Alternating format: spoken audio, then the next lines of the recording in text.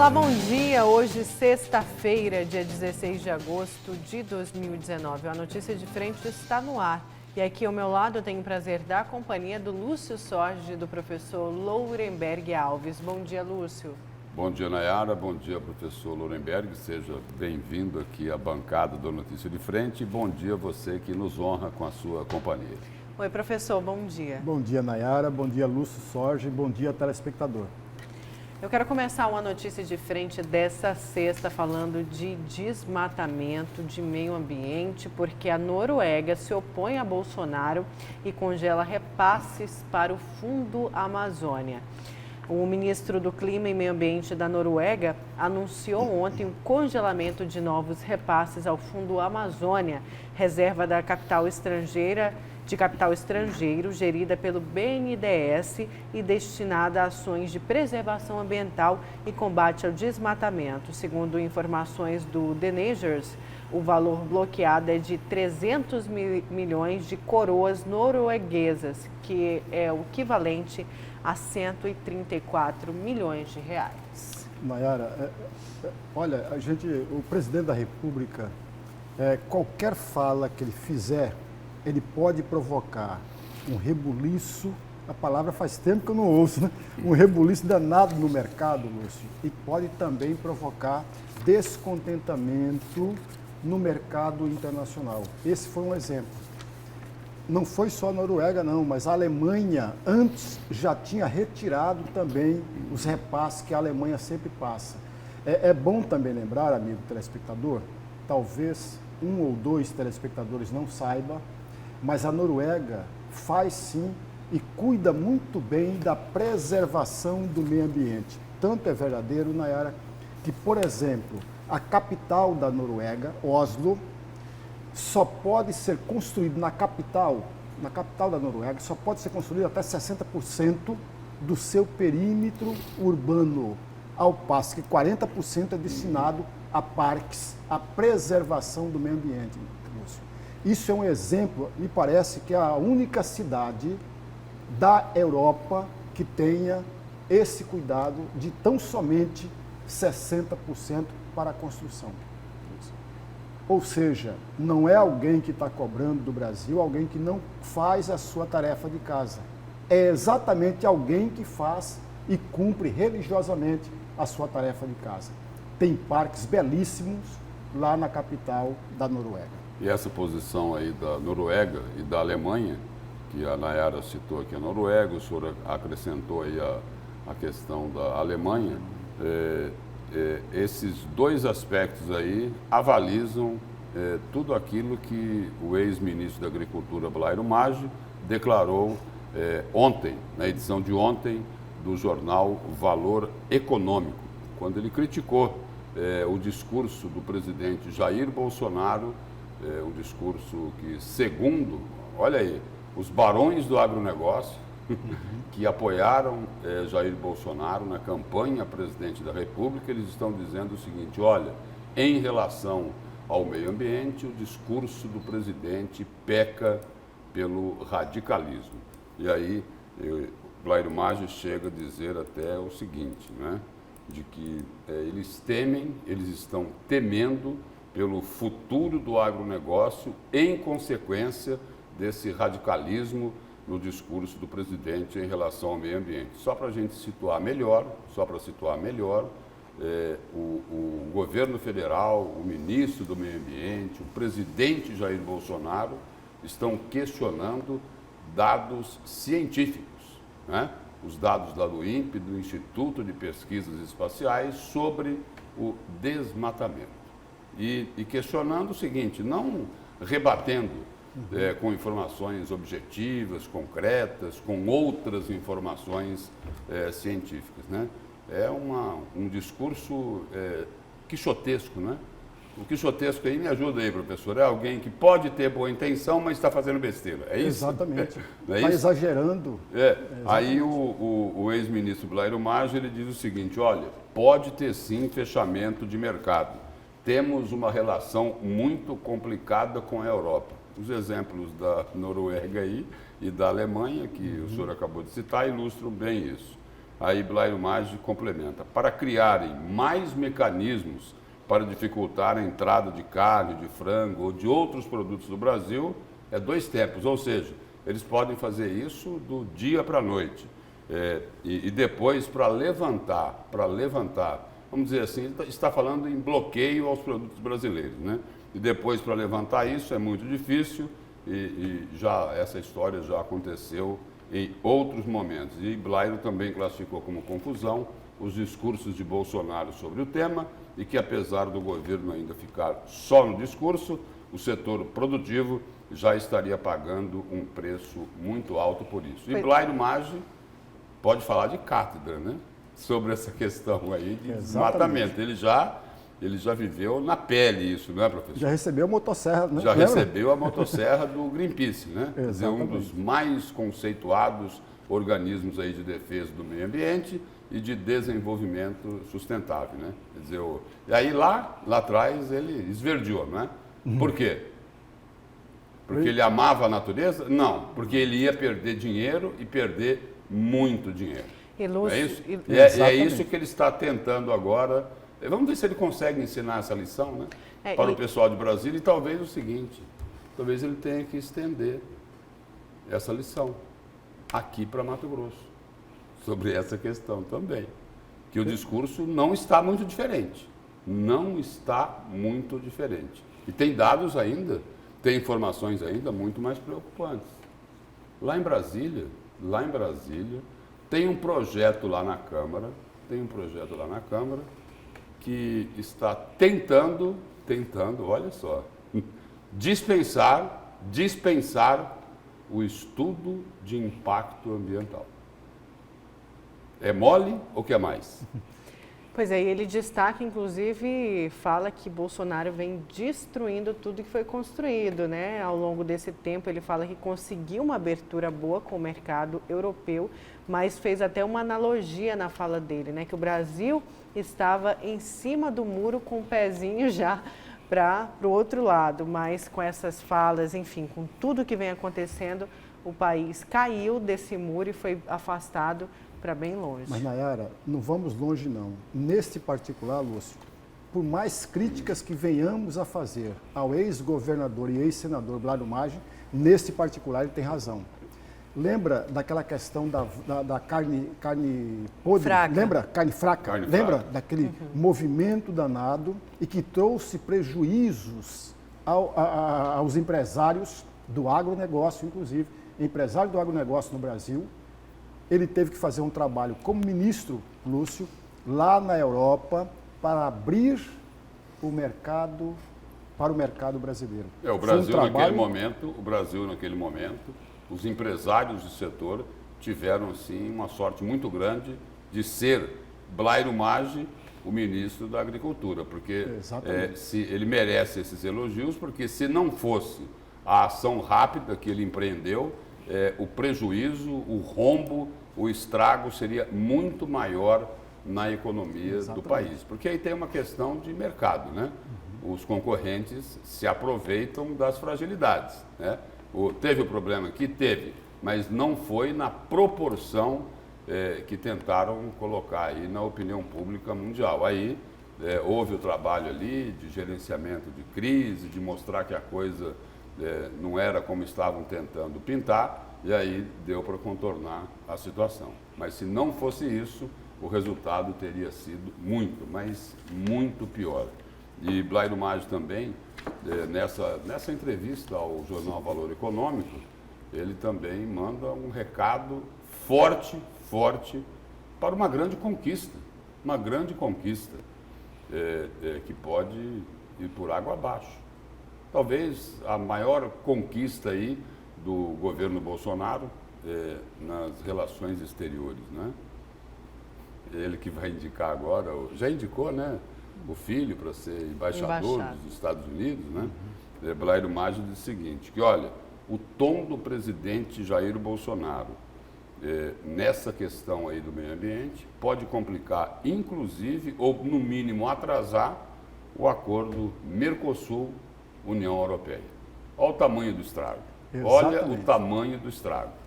Exatamente isso. Ou quem perde é o conjunto de empresariados do agronegócio em relação a isso. Por isso, Nayara, todos nós sabemos disso. Uma fala do presidente fora do tom pode trazer prejuízos enormes para o país. Falta o presidente começar a dar um tom melhor, ser um pouco mais diplomático nas questões que envolvem outros países. E aí, nessa questão aqui, Blairo Maggi chega também a pontuar o seguinte, que nessa questão aí de Mercosul, União Europeia, e aí tem isso de um lado, né? Do outro, as falas do presidente Jair Bolsonaro. Tem países lá na Europa que não veem com muitos bons olhos, né, essa parceria, né? Então, de repente, eles podem aproveitar esse outro fato que está sendo criado aqui dentro do Brasil para, de repente, recusar o acordo, né? Um acordo que é muito, muito importante para a economia, não só do Mercosul, né? Para a economia brasileira. E no momento de crise, hein? Não podemos perder de vista isso. No momento de crise. Olha, e já que a gente está falando do governo Jair Bolsonaro, antes do destaque de vocês, eu quero falar dessa decisão de Bolsonaro que tira radares de 7 rodovias federais em Mato Grosso. O despacho foi assinado e publicado, também foi assinado pelo Jair Bolsonaro e publicado no Diário Oficial da União ontem, quinta-feira, que determinou o recolhimento de todos os equipamentos medidores de velocidades, os chamados radares, tanto os estáticos, móveis e portáteis. Devem afetar pelo menos 7 rodovias federais aqui em Mato Grosso. A direção-geral da PRF expediu decisão administrativa na qual determina todos os gestores e servidores da PRF que adotem as providências necessárias para o imediato cumprimento da decisão presidencial. Lembrando que desde o início desta semana foram registradas pelo menos 11 mortes nas rodovias de Mato Grosso. Olha, Como que fica diante disso a questão do seguro DPVAT, por exemplo? Deve aumentar porque é um custo a mais. É um custo a mais. Certamente, o número da violência no trânsito nas rodovias será infinitamente maior. Infinitamente maior. Porque no Brasil, todos nós sabemos isso, não é nenhuma novidade. No Brasil, se não mexer no bolso do infrator, não vai resolver o problema. Aquela história de, é uma fábrica de multa, muita gente ganhou votos e foi eleito, aqui em Mato Grosso, inclusive, com esse mesmo discurso, mas não resolve o problema. Nós precisamos de mais disciplinamento nas rodovias, de maior disciplinamento no trânsito. E quando você retira isso, você aumenta mais ainda a possibilidade. Aliás, não é a primeira medida. O governo mandou um projeto para a Câmara, para o Congresso Nacional, oficializando a questão da cadeirinha, mas tirando a punição. Se você não usar a cadeirinha para a criança, você não é punida. Quer dizer, não resolve nada. Vai aumentar... Vai dar consciência, né? Vai aumentar de 20 horas, né? Para apreender a sua carteira para 40 horas. Não é correta, é muito pontos, diferente né? do mundo Pontos, todo. Pontos, né? Pontos. 40 pontos. 40 pontos. De 20 para 40 pontos. O mundo todo funciona de forma diferente. Ou são 15, ou são 10, ou até abaixo de 10 pontos. Aqui não, aumentar para 40. Então, quer dizer, vai contribuir e muito com a violência no trânsito. E diga-se de passagem, a violência no trânsito no Brasil é altamente, mas é alto. Nós não temos a noção de quantos de fato acontece o registro. Registra-se um número, Nayara, pode ser que não é bem esse registro. E assim mesmo ainda é muito alto. Portanto, amigo telespectador, eu não concordo com uma medida dessa.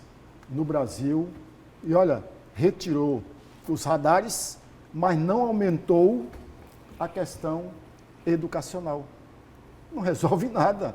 São duas coisas que não podem perder de vista.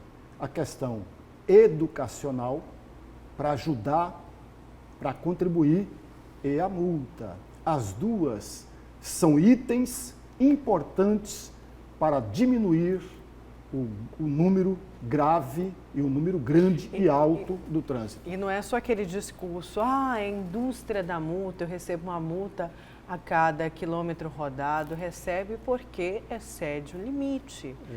Recebe porque quem, na verdade, tem na família, eu perdi minha mãe por um acidente de carro, né, em rodovia. Então, não adianta, tem que se conscientizar e para conscientizar tem que doer no bolso, só assim aprende. Infelizmente, é da pior forma. Mas é verdade, Nayara. Vamos então para os destaques de vocês de hoje. Vamos começar com você, professor Lorenberg. Nayara, tem uma entrevista do governador de Santa Catarina, que é do PSL, que me chamou muita atenção. Acho que vale a pena, amigo telespectador, se o amigo encontrar a entrevista na Folha de São Paulo e na UOL, leia a entrevista que vale a pena, é riquíssima. Para não tomar muito tempo do telespectador, eu escolhi 3 ou 4 pontos que me chamaram a atenção. Uma entrevista lúcida, uma entrevista de alguém, de fato, que conhece os problemas do seu estado. E olha, ele é um coronel da reserva do Corpo de Bombeiros, advogado, e pela primeira vez ele saiu para uma disputa eleitoral em 2018 e obteve mais de 70% dos votos válidos lá em Santa Catarina. Mas foi o quê? Foi lá, ele era o candidato, tipo assim, o coronel do Bolsonaro ou não? Ele pegou esse mesmo caminho, viu, Lúcio? Pegou essa trilha, né? Pegou essa trilha. Lúcio, e o seu destaque? Meu destaque aí é para falar de uma polêmica aí, sobre a escolha de um diretor aí para a AGER, Agência Reguladora aí de Serviços Públicos, e a polêmica é porque a diretoria foi sempre indicada pelo governo do estado e o nome desse diretor foi reprovado lá na Assembleia Legislativa. E aí criou uma crise, hein? Criou uma crise entre membros da mesa diretora. Aliás, entre dois membros lá que ocupam os 2 cargos mais importantes da mesa diretora da Assembleia. O presidente da Casa, o deputado Eduardo Botelho, e o primeiro secretário, Max Russi. E aí o seguinte, o deputado Eduardo Botelho, pela reação dele, porque essa reação não é costumeira dele, ele costuma se comportar de outra forma, da forma como ele se referiu ao comportamento de Max Russi, a impressão que se tem é que ele levou uma bola nas costas. Depois da reprovação aí do nome desse diretor aí para a AGER, o nome do cidadão é Emerson Almeida de Souza. Depois que o nome foi reprovado, Eduardo Botelho disse o seguinte: isso é canalice. E ainda explicou: olha, o termo canalice foi para o Max Russi que eu falei, foi para ele mesmo. Esse é o meu destaque de hoje. Então, daqui a pouco a gente vai falar sobre isso. Vamos agora à Câmara de Vereadores de Várzea Grande, porque por 12 votos a 9, a Câmara de Várzea Grande rejeitou a proposta para reduzir o número de vereadores. O projeto de emenda constitucional, que tem a intenção de reduzir de 21 para 17, o número de parlamentares é de autoria do presidente da Câmara de Vereadores de Várzea Grande, o Fábio Tardim, e segue agora para a segunda votação daqui a 10 dias. Então, o presidente lá da Câmara, que queria que reduzisse de 21 para 17. Aí a gente questionou, né? Além da redução desse número de parlamentares, tem que haver também a redução de 1/10, não é isso? Senão não resolve nada. Não adianta cortar gastos e você diminuindo de 21 para 17, em tese, corta gastos, mas mantém o valor do 1/10. Não resolve coisa nenhuma. Agora, faltou um pouco mais de articulação por parte do autor do projeto. E não só isso, amigo telespectador. Os vereadores que votaram a favor, votaram ou advogaram em causa própria. Não se pode perder de vista isso, porque tem um número de 21 vagas, é muito mais fácil para ser eleito do que para 17 vagas. É simples assim. E eu tinha falado ontem, professor, no Jornal do Meio-Dia, de que os nomes desses vereadores precisam ser divulgados, né? Verdade. De repente, se não deve ter mais tempo, né? Mas se tivesse, né? Seria importante colocar os nomes deles, né? Na tela, né? Entendeu? Num tamanho bom para que todo mundo consiga enxergar bem. Eu vou explicar por quê. Bom, vamos lá então em quem votou contra a aprovação desse projeto. Ícaro Reveles, do PSB, Carlos Garcia, do PSB, Rodrigo Coelho, do PTB, Miguel Baracate, do PSC, Miguel Arraes, do PSDB, Ivan dos Santos, do PRB, João Tertuliano. Mas me parece aqui que tem nome demais aqui, não tem? São 9, né, São que 9, votaram. são Isso. 9. Não está falando aí dos 12? Falando aqui, votaram contra a apuração do projeto, aí os seguintes vereadores. Deixa eu contar aqui. 1, 2, 3, 4, 5, 6, 7, aqui dá mais de 9. Aqui dá 9, mais de 10, 9. 11, 12, 13. Pois é. É isso? Uhum. Vamos tentar aí o nome desses 9 vereadores e daqui a pouco a gente fala. O que eu vou dizer aqui é o seguinte, eles não iam cortar na própria carne, não é, professor Lorenberg? Uhum. Não iam. De jeito nenhum. E não só por essa questão aí da redução dos valores do duodécimo, né? Eles não iriam votar a favor do projeto, porque diminuindo o número de vereadores de 21 para 17, fica mais difícil se eleger, não é? E eles não querem colocar em risco a Lúcio, própria eleição. tá certo, aqueles nomes que você falou, porque tem um apelido na frente, ó, parece um pouco maior. Mas, olha, votaram contra a aprovação do projeto, ou seja, contra essa redução. 12 vereadores, que eram os nomes que você estava lendo, eram do 12. O que votaram a favor do projeto são os 9, incluindo o presidente da Câmara de Várzea Grande, Fábio Tardim, que está do outro lado. Então, você estava falando dos 12 que rejeitaram o projeto, não é isso? Porque na realidade lá, esse projeto era por maioria simples, é isso ou não? Ou precisava de 14 votos? Não, maioria simples, né, Maioria professor? simples. Não é? Sim. Aí teve de 12 porque a 9. eu estou dizendo o seguinte, que se precisava de 14 votos ou não, porque o presidente da Câmara, numa entrevista ao Jornal do Meio-Dia, ele falou, olha, há umas 2 semanas atrás, ele falou que precisaria de 14 votos e que ele tinha 13, não é isso? E que ele tinha 13 votos. E aí teve o placar lá de 12. De 12 contra, isso, que foram os 12 que você estava lendo, que é o Ícaro Reveles, o Carlos Garcia, Rodrigo Coelho, Miguel Baracate, Miguel Angel, Ivan dos Santos, João Tertuliano, que é o Joãozito, Joaquim Antunes, Nilo Campos, Jânio Calistro, o Carlindo Neto e o Claido Celestino, que é conhecido como Ferreirinho, que são os 12 que votaram contra.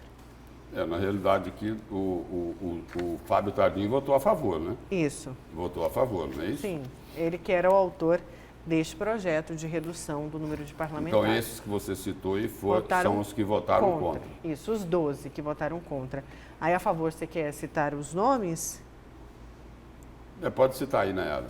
É o Fábio Tardim. Não, que votou a favor, não é? Isso, Fábio Tardim, o Chico Curvo, o Rogério França, que é conhecido como Rogerinho Dakar, Giza Barros, Nene Chimarrão, Gidenor Anselmo, o Gordo do Goiano, Pedro Paulo Tolares, Cleiton Nassarden, o Sardinha, e o Valdemir Bernardinho, conhecido como o Naná, do DEM. Então, esses vereadores votaram junto com o presidente da Câmara, que foi quem requereu o projeto. Vamos seguir, então, aqui com a notícia de frente, porque o vereador ainda, agora vamos para a Câmara de Cuiabá, porque o vereador Abílio Júnior tem até o dia 3 de setembro para se defender da denúncia de falta de decoro. O parlamentar foi notificado pela Comissão de Ética da Câmara Municipal. Os detalhes com o Antônio Carlos Silva. O presidente da Comissão de Ética da Câmara Municipal de Cuiabá, vereador Toninho de Souza, do PSD, notificou o vereador Abílio Júnior, do PSC, durante a sessão matutina desta quinta-feira. Eu fiz a notificação ao vereador Abílio, entreguei a ele a cópia de todo o processo de que ele é acusado pelo Sindicato dos Agentes de Fiscalização. Abrimos um prazo legal de 5 sessões que ele tem a partir da próxima terça-feira para que ele possa nos apresentar por escrito a resposta dele e, a partir de então, nós vamos, a partir de agora, investigar oficialmente o processo o qual ele é investigado. Temos um prazo de 60 dias para que nós possamos levantar as informações. Quero deixar bem claro de que o processo, a partir do momento que ele chega à comissão de ética, nós temos o dever legal de levantar as informações. Não é a comissão de ética que julga, a comissão de ética levanta as informações, que ao final chegará a uma conclusão. Se o vereador é inocente, se ele apenas agiu no exercício da sua atividade parlamentar, ou se cometeu algum excesso. Mas, para isso, nós precisamos levantar as informações. O vereador Abílio Júnior foi denunciado pelo Sindicato dos Agentes de Fiscalização do município devido à ida do parlamentar à casa do prefeito Emanuel Pinheiro, no bairro Jardim das Américas, para fiscalizar uma suposta obra irregular na residência do chefe do Poder Executivo Municipal. A denúncia do sindicato é de que o vereador teria agido para coagir alguns fiscais para tentar levar no seu veículo particular para fazer a fiscalização, forçar uma fiscalização à casa do prefeito. De que haveria um desentendimento de forma grosseira com esses fiscais. Teria havido aí abuso de autoridade por parte do vereador nessa fiscalização. Então, são essas denúncias que nós vamos investigar. A ocorrência foi em 9 de maio, data em que o caso parou na delegacia. Naquela oportunidade, o vereador Abílio Júnior acabou sendo acusado de violação de domicílio, ameaça e injúria. Já o motorista da primeira-dama de Cuiabá, Márcia Pinheiro, foi acusado de ameaça, injúria e de ter pego o telefone celular do vereador. Nós precisamos ouvir as pessoas que estavam envolvidas naquele cenário. Os fiscais, vizinhos à casa do prefeito, quem da casa do prefeito participou do cenário dessa discussão, quem presenciou, porque para levantar as informações nós precisamos verificar as pessoas que estavam no cenário dessas discussões. O vereador Abílio Júnior tem até 3 de setembro para se defender perante a Comissão de Ética da Câmara de Cuiabá. O parlamentar já se manifesta. A ética aqui na Câmara dos Vereadores é subjetiva. No meu caso, estava fiscalizando, fazendo o meu próprio trabalho, do qual eu registro tanto em vídeo quanto em áudio todas as vezes que eu faço, e não há provas nenhuma de que eu tentei invadir a casa do prefeito, ou que eu tentei forçar um servidor que trabalha na ordem pública a trabalhar, porque ele deveria fazer isso. Não tem prova nenhuma dessas coisas, até porque eu não o fiz, mas eu tenho prova de que não fiz.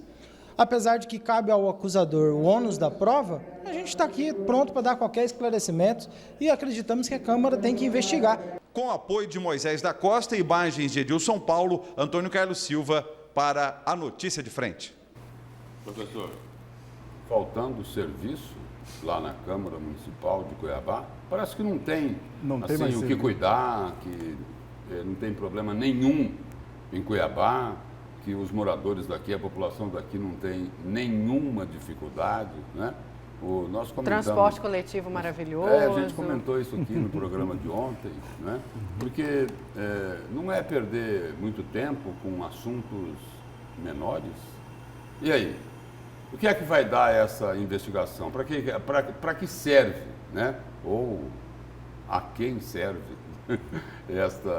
essa investigação contra o vereador Abílio Júnior. Vai acontecer alguma coisa? O que é que vai acontecer?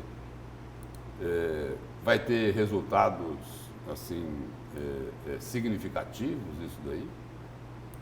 Não vai ter resultado nenhum, viu? Não é? Não vai ser cassado. Aliás, o vereador Abílio já deve entrar com uma representação contra o vereador Renivaldo Nascimento. Ou seja, olha, ao invés de diminuir os problemas, Só aumentam Renivaldo os Nascimento é o vereador que propôs aquela CPI dos filantrópicos, que era para partir para cima da Santa Casa. Deu o que mesmo? Não, deu o que nessa CPI? Me ajuda aí, Nayara, aí, professor. Eu não tenho notícias dessa CPI, viu? Está lá no Ministério Público? É a o CPI relatório da Santa Casa, a né, CPI agora? da Santa Casa. Porque dos filantrópicos teve até... Não, mas teve uma primeiro que demorou 5 meses, me parece que não tinham produzido uma lauda. Verdade. Aí é o seguinte, aí prorrogaram, aí depois teve a outra CPI da Santa Casa e a essa- outra. Deu em alguma coisa? Tem que algumas não, né? arquivadas ali, né, Lúcio? Tem algumas arquivadas ali que a sociedade, inclusive, cobra. Sim, tem muitas, né? Verdade. Muitas arquivadas, né? Aí eles reclamam, olha, por favor, não chamem aqui, como que é, Nayara? Casa dos Horrores. Casa dos Horrores. Não chama, né? Esse apelido é muito feio. Inclusive, o presidente da Câmara, o Misael Galvão, disse aqui no A Notícia de Frente, numa edição, toda segunda-feira a gente tem entrevista, e ele disse que a gestão dele quer mudar justamente esta imagem ruim que foi construída ao longo do tempo na Câmara Municipal de Cuiabá, que acabou ficando conhecida como Casa dos Horrores, mas parece que ainda não conseguiu. A defesa aqui, por exemplo, eu não faço aqui defesa do vereador Abílio Júnior, de qualquer outro vereador, né? Eu estou só colocando aqui o seguinte, que é um assunto menor, né? Para ter tanta preocupação com ele, para perder tanto tempo. E o seguinte, vão gastar dinheiro público com isso, né? Não é isso? Vai ter que ter uma sessão, porque vão convidar lá, como o vereador Toninho de Souza falava aí, várias pessoas para prestar depoimento, né? Algumas ali para apontar o dedo para o Abílio Júnior, outras que vão lá para defender o vereador, né? Isso sem esquecer que no ano que antecede a campanha eleitoral para vereador. 2020 está bem aí. Está bem aí. Agora, né, às vezes essa investigação pode ser até benéfica para o vereador Abílio Júnior, isso falando do pleito de 2020. Principalmente, Nayara, que no ano que vem, a partir do ano que vem, já não é mais permitido a aliança aproporcional. Isso significa dizer que terá uma maior dificuldades para o candidato ao parlamento ser eleito. Porque sem a aliança vai depender muito mais do partido, Lúcio, e dele próprio, ou do conjunto dos candidatos do seu próprio partido. Isso significa dizer que terá que ter uma candidatura a majoritária, uma candidatura forte que possa puxar votos para cada um deles. E não só isso, ainda que, porque como na majoritária permite-se a aliança, isso significa dizer que os partidos irão aglutinar-se mais, juntar-se mais, para, a partir daquela candidatura majoritária, atrair votos aos candidatos de cada um dos partidos que estão aliados à majoritária. Portanto, a tarefa é muito mais difícil, né? E eu quero fazer uma correção. Aliás, não é uma correção, eu quero fazer justiça. Teve uma CPI, sim, que apresentou resultados significativos. E foi lá, na Câmara Municipal de Cuiabá. E o vereador Abílio Júnior participava dessa CPI. Não foi a CPI da saúde? Não é essa? Que apontou lá milhares não digo, centenas de contratações irregulares nas unidades de saúde aqui em Cuiabá. Foi nessa CPI também que apontou ali o seguinte, que policlínicas eram loteadas politicamente. Não foi essa CPI também que acabou com o trabalho dela, resultando lá naquela Operação Sangria, Com relação ao secretário. que embasou o Ministério Público? que levou para a cadeia vários médicos, entre eles o ex-secretário de Saúde, Ruarque Douglas Correia, que estaria em processo de delação lá no Ministério Público Federal e que, a qualquer momento, podemos ter novidades. Verdade. Vamos aqui a mais uma notícia, porque Gilmar Mendes suspende a ação da Lava Jato no Rio por uso de dados da Receita. Com base na decisão de Dias Toffoli, que suspendeu investigações abertas com dados do COAF sem autorização judicial, Gilmar Mendes já agiu e mandou parar um processo da Lava Jato no Rio de Janeiro sobre a condução de Marcelo Bretas. O juiz havia negado suspender o processo de Lineu Castilho Martins, réu por lavagem e corrupção, por considerar que as investigações foram abertas com dados da Receita. Mas Gilmar Mendes disse que a decisão de Toffoli também abarca esses casos. A notícia que vem do antagonista. Essa decisão do presidente do Supremo Tribunal Federal, a meu juízo, vai provocar, sim, um prejuízo enormes para as investigações. E é bom lembrar ao amigo telespectador que foram os advogados do atual senador Flávio Bolsonaro, que recorreu ao Supremo Tribunal Federal, alegando que a lista do COAF, que o COAF fornece, era ilegal. Veja, ele não afirma que a lista não tem nada verdadeiro, não é isso que ele está afirmando. Que é ilegal porque não teve o aval ou a determinação de um juiz. É bom lembrar, amigo telespectador, que o COAF não é um órgão fiscalizador, não é um órgão acusador, mas é um órgão que acompanha a movimentação financeira de cada um de nós. Tendo uma movimentação financeira do Lúcio, por exemplo, que tem muito dinheiro, eu não tenho nada, né? Aí o banco... Amém. encaminha para o COAF e o COAF registra aquilo. Então é um acompanhamento. O trabalho do COAF é extremamente necessário e importante. Ele já fazia esse trabalho, o COAF oferecendo relatórios para o Ministério Público, para a Polícia Federal. Olha, se não fosse o trabalho do COAF, muita coisa na operação Lava Jato poderia estar empacado, Lúcio. Então o papel do COAF é muito, mas muito importante. Foi assim no Mensalão, e é assim na Lava Jato, e é assim lá na investigação do Ministério Público do Rio de Janeiro. Mas não vai ficar, professor, não vai ficar só no COAF não é nem tentativa, né? Esta decisão de cortar as pernas da Operação Lava Jato. Não vai ficar só no COAF. Já tem estudos dentro do governo federal, na área econômica, para transformar a Receita Federal numa espécie assim de agência reguladora. O senhor já viu isso, não viu? Quer dizer, ou seja, é tudo para conspirar contra a Lava Jato. E a Lava Jato pretende o quê? Né? Qual foi o trabalho dela até aqui? Colocar os bandidos, os ladrões do dinheiro público na cadeia, um monte de político.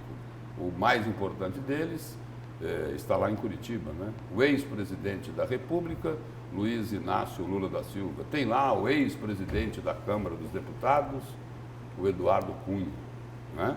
Então, e aí é o seguinte, e aí toda esta confusão, esta polêmica lá no Supremo Tribunal Federal, é porque apareceu o nome de ministro, de parente de ministro, que teria sido investigado pela Receita, só que é o seguinte, a Receita não pegou lá, vamos investigar o ministro fulano de tal, a mulher do ministro, a sobrinha, o sobrinho, o filho, não, a Receita Federal não fez isso.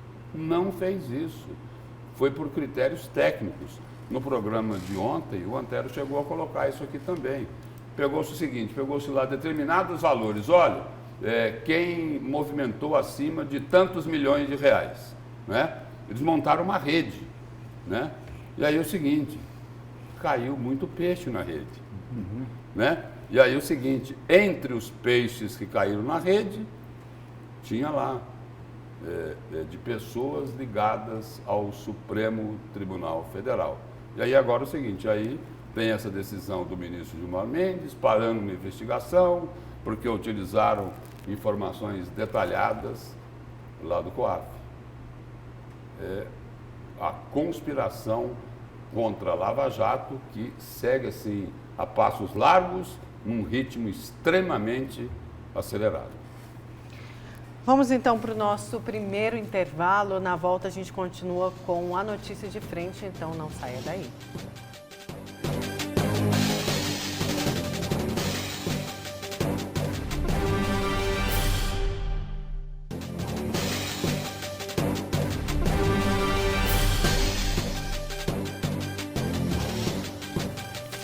Voltamos com a notícia de frente. Vamos saber quem são os nossos cúmplices de hoje. Lúcio, conta pra gente.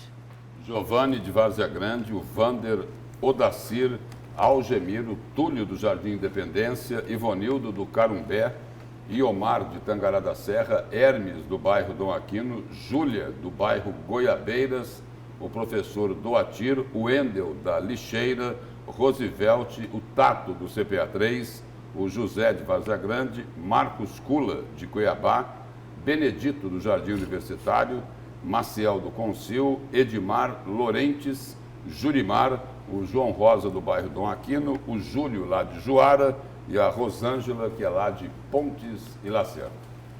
Tá, eu quero mandar um outro abraço aqui para uma telespectadora aqui do A Notícias de Frente que adora Catarina Moura, mas não é minha parente, não. Muito obrigada. Quem sabe, né, Lúcio, né? Uma parente aí perdida. Um abraço para você. Professor, temos mensagens? Temos, Nayara. Tem aqui uma mensagem do Vander.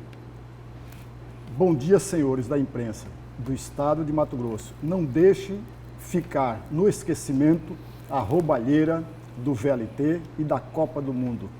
Tenha um ótimo dia. Não vamos deixar, falamos diariamente, quase diariamente, sobre VLT e as obras da Copa. Tem uma aqui, ele não deixou o nome. Bom dia, todos comentam que esse projeto do governador Mauro Mendes é apenas para favorecer o Blairo Maggi, que está com uma gigantesca rede de piscicultura em Mato Grosso. É aquele projeto da questão do... Cota zero. Isso. Que a gente falava ontem.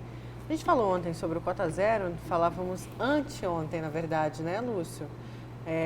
Foi na quarta-feira que a gente falava sobre o Cota Zero e esse projeto que ainda vai gerar uma grande polêmica ali na Assembleia Legislativa. Exatamente. E com toda a sociedade. Falamos ontem também. Ontem também nós falamos sobre isso. E tem mais uma mensagem a respeito disso também. Bom dia. A maioria dos pescadores profissionais de Mato Grosso são pequenos agricultores, têm a pesca como complemento. Eu não sei dizer... Também falando sobre isso, né? Sobre o projeto. É um projeto muito polêmico, né, professor? Que deveria merece ouvir... uma discussão assim, bem aprofundada, né? Bem aprofundada. Vamos seguir, porque vamos falar agora de outra polêmica. Grampolândia Pantaneiro, o secretário de Segurança Pública de Mato Grosso, falou sobre as placas que supostamente foram entregadas nas escutas clandestinas. A repórter Luciana Gavilha traz as informações. O secretário de Segurança Pública, Alexandre Bustamante, confirmou que existe sim uma investigação interna para apurar o termo de cessão realizado no ano de 2010 entre o Ministério Público Estadual e o governo de Mato Grosso. Isso em relação à aquisição das placas, que podem ter sido utilizadas para interceptações telefônicas, no caso conhecido como Grampolândia. Mas o recibo de aquisição do termo não foi localizado. Quando foi noticiado que aquele termo de cessão, a primeira medida que eu tomei foi realizar uma busca na secretaria. Nós estamos falando cerca de 10, 11 anos atrás, né? Fazer uma busca no arquivo da secretaria de tudo que diz respeito a essas placas. O termo realmente foi assinado por mim, à época eu era secretário adjunto, certo? Mas ninguém sabe ainda quem recebeu as placas aqui dentro, né? Então a gente com o doutor Zé Antônio Borges, um profissional de qualidade, está procurando nos arquivos dele o recibo, assim como eu estou procurando aqui também. Para a gente poder saber qual o destino das placas, se é que elas vieram, né, a gente precisa do recibo. Quem recebeu as placas, aí a gente consegue fazer a cadeia de domínio. O que é cadeia de domínio? Eu recebi e passei para fulano. Eu passei para ciclano até chegar ao destino final delas. Se é que elas vieram. Essa é a grande preocupação. Então a gente precisa do recibo de entrega, como qualquer outro equipamento. Por exemplo, eu faço um convênio de cessão de veículos. Eu assino cessão de veículos, depois eu faço um recibo de recebimento daquele veículo, que junta ao processo. E esse recibo eu preciso para a gente ver se elas vieram, a quantas montam, quando vieram e quem as recebeu. O quanto é significante encontrar toda essa documentação, secretário? Na investigação eu não estou participando diretamente dela, né? Ao Ministério Público parece que é muito importante. E a gente não, eu pelo menos não sei dizer se essas placas participaram da Grampolândia ou não. Eu não sei se são as mesmas placas que estão sendo ditas. Eu não sei se as falas que estão internas lá dizem respeito a essas placas. Eu sei que há um termo de cessão de placa e eu não sei se essas placas são as que são utilizadas. Esse é o que eu penso, certo? Agora, dentro do contexto da investigação, eu não tenho acompanhado de perto, mas acredito na qualidade dos profissionais que estão investigando, tanto o Ministério Público, da magistratura e os delegados estão participando, e acredito que vai chegar a um bom termo. E ele disse ali num trecho, né, que assim como o Procurador-Geral de Justiça, José Antônio Borges, está fazendo a investigação dele, os levantamentos, o secretário disse que também está, em relação a essa doação, que depois foi dita que foi entregue, da placa Witron. O secretário de Segurança, Alexandre Bustamante, que foi quem assinou o termo de cessão lá atrás, quando ele era secretário adjunto, né? Ele e o ex-procurador-geral do Ministério Público, Marcelo Ferra, foram as autoridades que assinaram esse termo de cessão, né? Só que o seguinte, aí não apareceu o recibo de entrega das placas, não é, professor? Estão procurando este recibo, segundo o secretário aí, estão procurando lá na Secretaria de Segurança, estão procurando lá nos arquivos do Ministério Público, mas até agora não se localizou. Uma outra questão, esse termo de cessão aí, ele não foi publicado no Diário Oficial e teria que ter sido publicado e não foi. Por que não teve essa publicação? Por que não teve a publicação no Diário Oficial? Teve a publicação agora recente no Jornal Gazeta. Isso, né? pode, teve a publicação, e isso pode resultar, inclusive, em ato de improbidade administrativa. Não é isso? E aí o seguinte, aí teve um passarinho que andou assoviando, né, por aí, dizendo que, além desse termo de cessão, teria aparecido em algum lugar aí um outro documento que também pretendia fazer a cessão das placas, só que não tinha assinatura de ninguém. Não tinha nenhuma assinatura. Diz que tem esse documento, em algum lugar, mas ninguém assina. Não tem assinatura. Então ninguém recebeu. Não. Tira a responsabilidade de alguém. Fato. Não, mas existe, não é esse termo de cessão, não. Esse que foi assinado pelo Alexandre Bustamante e pelo Marcelo Ferra. Seria um documento anterior a esse, mas que não tem assinatura de ninguém. E aí o seguinte, aí o secretário Alexandre Bustamante colocou ali o seguinte, falou, olha, a gente precisa desse recibo para saber quem é que recebeu, para saber para quem que essa pessoa que recebeu teria entregue as placas, até para saber o seguinte, qual foi o destino final dessas placas, para ter certeza se elas foram utilizadas nos grampos ilegais ou não.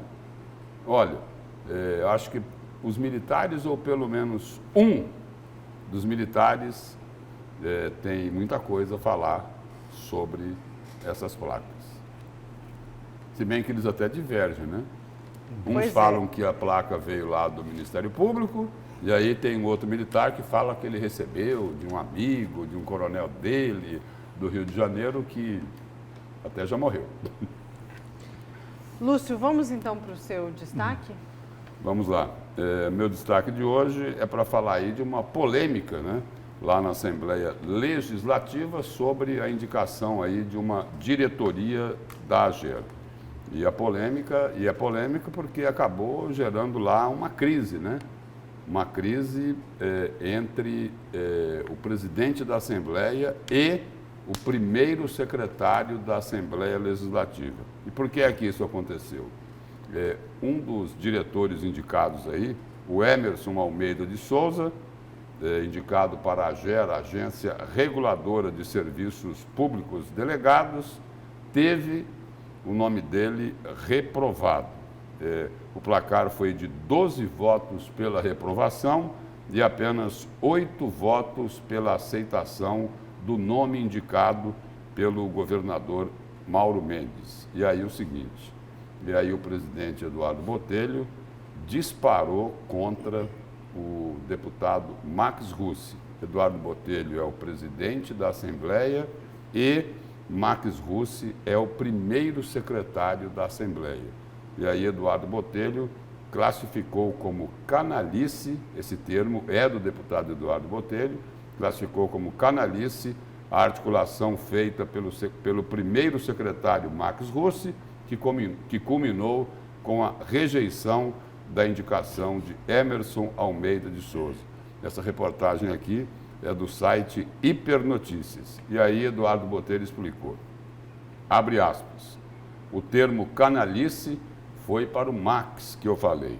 Foi para ele mesmo, porque foi ele que fez o trabalho de articulação junto com alguns para rejeitar, para derrubar o nome de Emerson Almeida.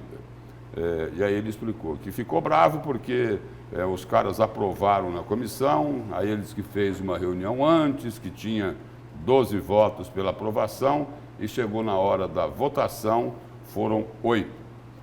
Então eu falei, disse Eduardo Botelho, que palhaçada é essa? Botelho apontou também que o nome de Emerson de Almeida, de fato, enfrentava resistência devido a algumas restrições junto ao Ministério Público Estadual. E ele disse o seguinte também, não foi uma derrota minha nem do governo, foi uma derrota momentânea, não é indicação minha e sim do governo que agora terá que indicar um outro nome. Aí o primeiro secretário lá da Assembleia Legislativa, o deputado Max Russi, foi procurado lá pelo Hipernotícias e respondeu.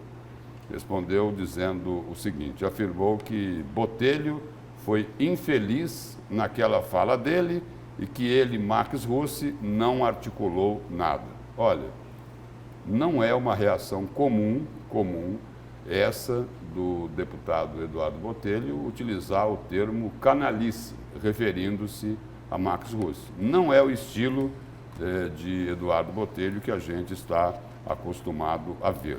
Mas o Max Russi diz o seguinte, olha, foi uma sabatina ruim, o que reprovou o nome dele foi o fato dele estar na delação de Silval e os deputados novos e eu, disse Max Russi, entendemos que não devíamos aprovar. E aí ele se justificou também, dizendo o seguinte, abre aspas, eu não sou canalha, pois canalha é quem diz que vai fazer uma coisa e faz outra totalmente ao contrário, e eu não faço política assim. É crise grande, hein? Crise grande. Muito grande. Porque os termos são extremamente pesados, principalmente se a gente considerar o seguinte, que de um lado, né? O presidente falou o seguinte, olha, foi canalice, não é isso? Aí vem o primeiro secretário e fala, olha, eu não sou canalha, porque canalha é quem faz tal coisa. Ou seja, é chumbo trocado aí, não é isso? Quer dizer, aí o deputado Max Russi lembrou que antes da sessão e da votação secreta, Botelho teria pedido a ele para não pedir vistas e não pediu, né? Aí dizendo que ele não fez nada pelas costas. E Russi negou com veemência que tem articulado a votação e a rejeição do nome do diretor da AGER. mas me parece o seguinte, continuo insistindo, para ter essa reação de Eduardo Botelho, algo de estranho aconteceu aí, né? Porque ele foi objetivo, né? No que ele disse do deputado Max Russi, né? Ele falou, olha, isso é canalice, e reforçou, né? O termo canalice foi para o Max Russi, foi para ele mesmo que eu falei. O presidente da Assembleia não é de confronto. Ele não é, ele é mais comedido, ele é mais tranquilo. Esse meu destaque. Foi forte e, na verdade, foi rejeitado o nome. Você que falou aí, né, Lúcio? O argumento usado para a rejeição do nome de José Rodrigues foi que ele está sendo investigado pelo Ministério Público Estadual por supostas irregularidades nas licitações do transporte intermunicipal. E só para concluir, em que foi discordado, mais um trecho aqui da fala de Eduardo Botelho, referindo-se a Max Russi, abre aspas, para mim ele é um cara inconfiável, mas isso é um problema meu e dele. Ele não é confiável e a gente já sabia disso. Eduardo Botelho falando. Desde quando eu fui indicar ele para ser o primeiro secretário. Teve muita rejeição em relação ao nome dele e eu fui um dos caras que briguei, defendi ele, mas agora realmente estou vendo que ele não é confiável.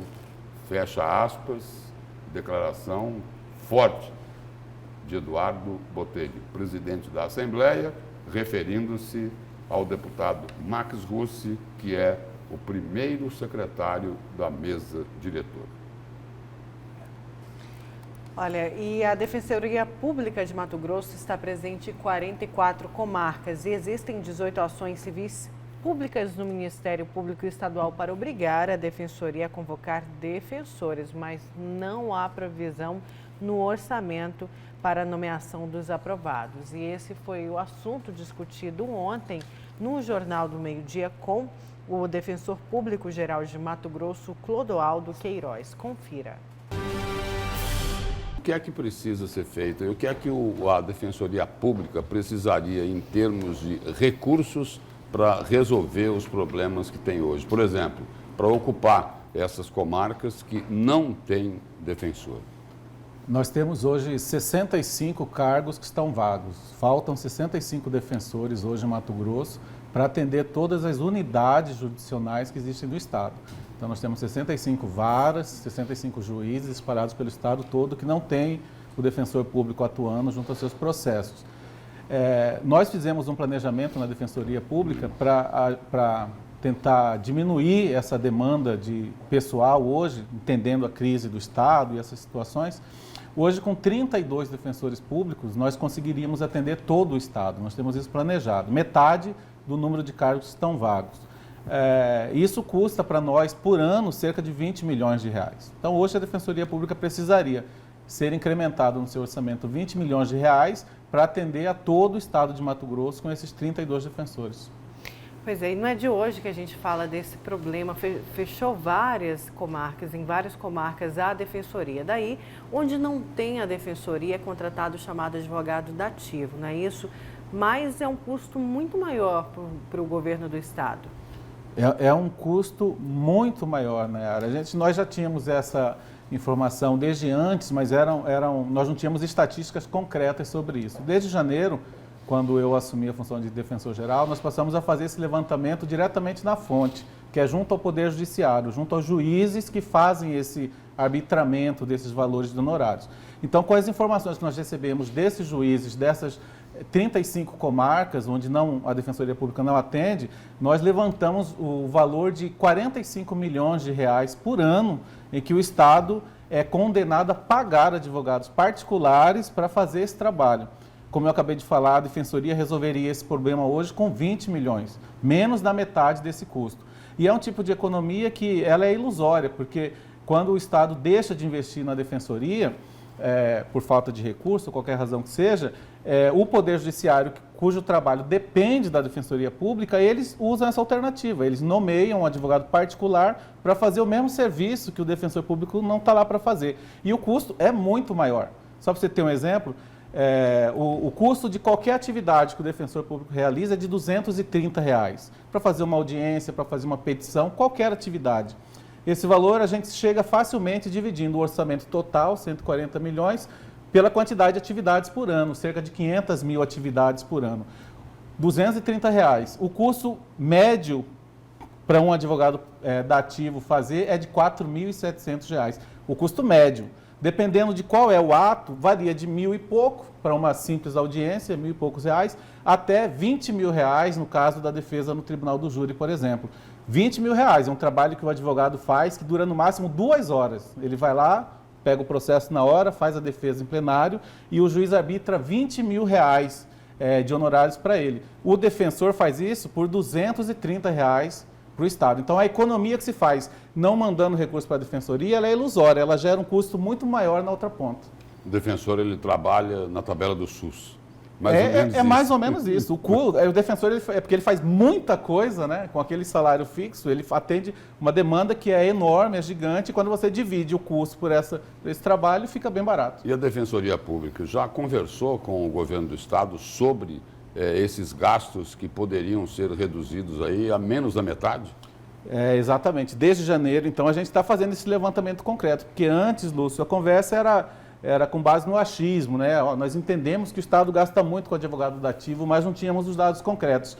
Levantamos esses dados e estamos apresentando. Segunda-feira mesmo, eu estive conversando com o secretário de Fazenda, apresentando esses números para ele, e ele disse textualmente que isso incomoda muito ao governo, esse gasto com dativo, e então apresentamos os números e já as alternativas, né, para resolver isso, que basicamente se passa nisso, de investir menos da metade desse valor na defensoria, com o comprometimento nosso de acabar com esse gasto no Estado. Qual que é a previsão de orçamento para 2020 da defensoria? Até mesmo para a gente fazer uma comparação com esse ano. Então, hoje a previsão é a manutenção, né? A proposta a Lei de Diretrizes Orçamentárias, a LDO, já está na Assembleia Legislativa e ela prevê lá a manutenção do mesmo orçamento para todo mundo, para a Defensoria e para os demais poderes, né? Então, seriam a repetição dos 138 milhões de reais que estão disponíveis esse ano. O orçamento atual, ele permite a gente manter o serviço como está. Então, a Defensoria continuaria trabalhando. Mas não tinha uma promessa de melhorar esse valor da Defensoria? Porque outros poderes aí acabaram sendo beneficiados no orçamento desse ano. Não, essa promessa foi atendida, mas ela atende muito parcialmente. Houve uma emenda de 5 milhões de reais no início do ano, né? Essa emenda foi aprovada e o Poder Executivo começou a repassar os recursos dessa emenda para nós agora ao longo do ano. Mas essa emenda era necessária para cobrir o déficit que já existia, né? Até o ano passado a Defensoria não conseguia nem manter a sua estrutura. Essa emenda permite que a gente hoje mantenha essa estrutura. O que a gente quer para o ano que vem a Defensoria ela quer contribuir com o Estado diminuindo esse gasto com dativo, mas a meta principal é atender a população, né? E nós vimos essa alternativa. A gente pode levar o atendimento para a população que hoje não tem e, ao mesmo tempo, gerar uma grande economia para o Estado. Quando a gente identificou isso, a gente colocou no papel, fez um planejamento, estamos apresentando agora para o governo do Estado. Já falamos com o secretário e estamos aguardando uma audiência com o governador, já solicitado na Casa Civil, para apresentar isso para ele de maneira técnica, com informações coletadas cientificamente e tentar resolver esse problema. Estão falando aí da questão do orçamento, que sempre foi muito criticado por parte da Defensoria, né, professor? Orçamento menor aí dos 3 poderes. A gente já discutiu isso aqui quando o governo divulga aí mensalmente os repasses, o que tem de déficit ou não nas contas públicas. Nós tivemos aqui, acho que foi na segunda-feira, que nós conversávamos a respeito daquela publicação que é elogiável. A gente tem que elogiar sempre o governo, de trazer aquela lista dos gastos, Lúcio. Tem que elogiar sempre, mas a gente assusta enquanto a Defensoria Pública recebeu no mês de junho e no mês de julho, cada um desses meses, um pouco mais de 10 milhões de reais. O Ministério Público recebeu mais de 35 milhões e o Tribunal de Contas do Estado recebeu mais de 28 milhões de reais. É uma diferença gritante, Lúcio. principalmente porque a Defensoria presta relevante serviço ao conjunto da sociedade. Por outro lado, é preciso também expandir o número de braços da própria Defensoria. Eu, particularmente, talvez eu esteja equivocado, mas nós temos aqui no Estado cerca de 70 a 77 comarcas. Deveria ter, no mínimo, 90% de braços da Defensoria, para ter um equilíbrio aí, Lúcio, porque a imensa maioria da população precisa se defender. E ela vai recorrer a quem? À Defensoria Pública. Mas e não tendo no Estado... Pois não. Por favor, Lúcio. Não, pode concluir. E não tendo em vários municípios do Estado de Mato Grosso, essa grande parte da população fica sem assistência na Justiça. Mais de 30 comarcas, professor Lorenberg, estão sem a Defensoria Pública aqui em Mato Grosso. E aí é o seguinte, né? Defensoria Pública é para atender o pobre, aquele que não tem dinheiro para contratar advogado. E o pobre precisa do advogado público, aí no caso o defensor, muitas vezes por um problema de saúde, né? Para conseguir um remédio mais caro, para conseguir uma cirurgia, para conseguir uma UTI. Apesar da Defensoria não estar presente em mais de 30 comarcas, tem uma proposta que foi apresentada pelo Defensor Geral, fácil de resolver e o Estado ainda vai economizar. Ele disse o seguinte, olha, o Estado gasta por ano pelo menos 45 milhões de reais, correto? Com menos da metade desse valor, com 20 milhões de reais, é possível colocar mais 32 defensores para trabalhar. E aí, atender todas as comarcas do estado de Mato Grosso. E aí, será que vão resolver? Resolveria. É o que a gente espera, né? Vamos então para mais um intervalo. Na volta, a gente continua com a notícia de frente. Vamos falar aí da dívida com o Bank of America, que vai vencer agora em setembro. E o governador se pronunciou sobre isso. Será que tem dinheiro em caixa? Não saia daí.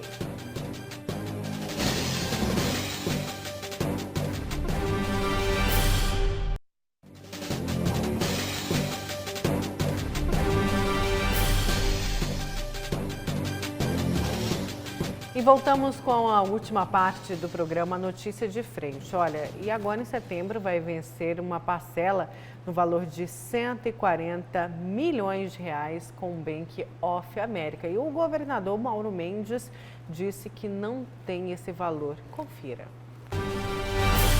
Durante evento no Detran, o governador Mauro Mendes comentou a decisão do Supremo Tribunal Federal que recorreu ao pedido de empréstimo de 250 milhões de dólares feito pelo Estado. Segundo o governo federal, o Estado, que já decretou calamidade financeira, estaria contraindo uma nova dívida. Vamos ouvir o que o governador disse sobre o assunto. Nós não temos o dinheiro para pagar a parcela do próximo mês. Se isso tiver que acontecer, vai causar um transtorno gigante nas contas públicas de Mato Grosso, porque nós não trabalhamos com esse previsionamento. Tem ocorrido uma série de problemas, de obstáculos, por conta do descumprimento da Lei de Responsabilidade Fiscal, que nos impediu durante quase 20 dias, 30 dias de avançar, até que nós conseguíssemos uma liminar com a ministra do STF, Rosa Weber. Depois apareceu um outro obstáculo, que nós ficamos dependurados no liminar do Toffoli, referente a uma dívida de 30 anos atrás da Sanemate. Conseguimos vencer esse obstáculo. Na sexta-feira da semana passada, no finalzinho do expediente, apareceu um novo obstáculo, que foi o Estado de Mato Grosso descumpriu o contrato que ele assinou com a União para o reperfilamento da dívida que tinha, né, no acordo fiscal de 2017, tinha metas a cumprir em 2018, o Estado não cumpriu essas metas e por não ter cumprido essas metas, a STRN barrou novamente porque terminou o relatório de 2018 e Mato Grosso não cumpriu a meta da STN em 2018. Então isso é motivo claro na legislação para impedir, né, que a STN dê novo aval ao Estado de Mato Grosso. O governador Mauro Mendes falou aí da dificuldade aí, se tiver que fazer esse pagamento aí no mês que vem para o Bank of America, né? E essa essa parcela aí me parece que é em torno de 140, 150 milhões de reais. Se levarmos em consideração o resultado, né, de receita versus despesa do mês passado, que foi aí, ficou um buraco, né, de 90 milhões de reais, né, um buraco assim, faltaram 90 milhões para poder zerar as contas do mês passado. Se continuar aí nesse mesmo patamar, no mês que vem, o buraco aí vai chegar perto de 250 milhões de reais. Certo. Professor, vamos para o seu destaque? Nayara e amigos telespectador, na UOL e na Folha de São Paulo foi publicada uma entrevista com o governador de Santa Catarina, que ele é um coronel da reserva, pertencia ao Corpo de Bombeiros, ele nunca tinha sido candidato a nada. Foi candidato em 2018 e obteve mais de 70% dos votos válidos no primeiro turno. Portanto, amigos telespectadores, a entrevista que deu é longa e eu destaquei 3 ou 4 pontos que me chamaram bastante atenção. O nome do governador é o Carlos Moisés da Silva, do PSL de Santa Catarina. O primeiro item que eu destaquei foi exatamente, ele disse com todas as letras: fiz as escolhas técnicas, essa é a minha política. Escolhi sozinho o meu primeiro escalão. Não existe no Brasil inteiro isso. Veja, é preciso observar, o governante, a pessoa que foi eleita governador, presidente da República, prefeito, ele deve fazer as suas escolhas, ele está corretíssimo. Só faltou um detalhe, deveria somar o agente político com o agente técnico, mas ele agiu corretamente. O segundo item, olha o que ele afirmou com todas as letras, entre aspas: a lei é para todos. Quem se corrompe tem que sofrer as penas da lei. Ninguém está acima da lei, nem o presidente da República, nem o governador, nem ninguém. Fecham aspas. Coberto de razão nenhuma, nada para contrariar o que ele está dizendo. É exatamente isso. Um terceiro item que ele afirma na longa entrevista que ele deu. E essa afirmação ele deu depois que ele atendeu, ele já recebeu lá representantes da agricultura familiar, representantes do agronegócio, representantes do LGBTS, é isso, né? LGBT, né? Representante do MST, representante de todos os segmentos do conjunto das sociedades de Santa Catarina, ele recebeu e ele afirma com todas as letras, entre aspas: não podemos fazer gestão com preconceito. Quem tem preconceito tem que trabalhar a cabeça para se livrar deles, inclusive o próprio Estado. Fecham aspas. E o último item que eu destaquei, e eu deixei por último, que me chamou muito mais a atenção, o repórter fez uma entrevista, fez a pergunta para ele por que ele acabou, veja, Lúcio, ele acabou com o incentivo fiscal aos agrotóxicos. A pergunta foi por quê? Olha a resposta que o governador de Santa Catarina deu, entre aspas: quando isento um imposto ou quando reduzo uma tarifa, estou dizendo, usem mais. Isto é bom. O agrotóxico não é bom. Jamais vou incentivar veneno. Foram palavras do governador. Aplicar isenção sobre o agrotóxico é uma excrescência política, é uma excrescência jurídica. Fecham aspas. Confesso, amigo telespectador, que essa afirmação deveria ser espelho para todos os governos de estados brasileiros. E olha, Santa Catarina, do PIB do estado de Santa Catarina, 30% depende, Lúcio, do agronegócio. E ele diz mais, Quando ele tirou esse incentivo fiscal, ele não puniu o agronegócio. Ele puniu alguém que defende o veneno. São palavras do próprio governador. Por isso ele demonstrou com todas as letras, a meu juízo, alguém equilibrado, alguém sensato e alguém que de fato defende o meio ambiente. E aí só colocar o seguinte, foi dito aqui em Mato Grosso que não podia se taxar os agrotóxicos porque existe uma norma, um convênio com o CONFAS, o conselho lá do secretário de Fazenda, de Política Fazendária. Aqui não pode, mas em Santa Catarina pode? Pode. Vamos então, Lúcio, professor, muito obrigada, bom final de semana. Bom dia, um bom final de semana a todos. Bom dia, você fica agora com o Jornal da Manhã.